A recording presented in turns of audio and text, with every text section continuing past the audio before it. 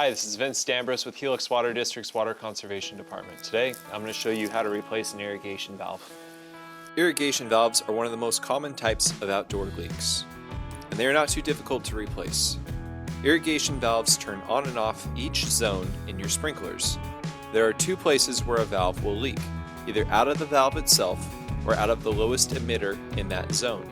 Either way, these can cause water waste and even damage, so it is important to fix these leaks. For this repair, we only need three things: the valve, adjustable pliers, and plumber's tape. Depending on the construction of your valve, you may need other materials.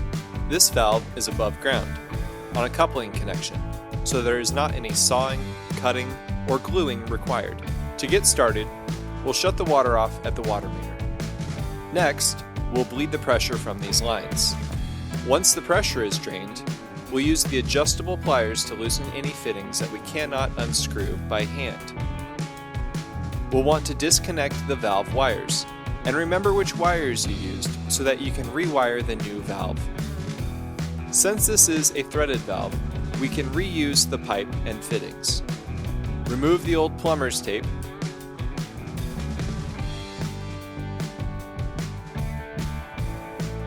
and make sure that the threads are clean. We'll add new plumber's tape to cover the threads, and 1 to 2 rotations around the pipe is plenty.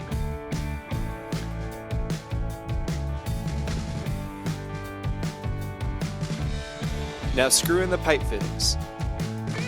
Hand tight is fine for now, and we'll tighten this more later. We'll want to make sure that we install the new valve in the right direction.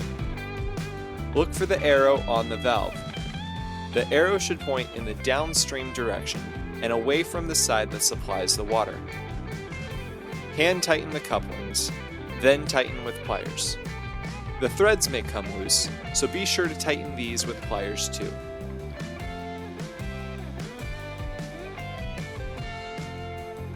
Reconnect your wires and seal in waterproof wire connectors.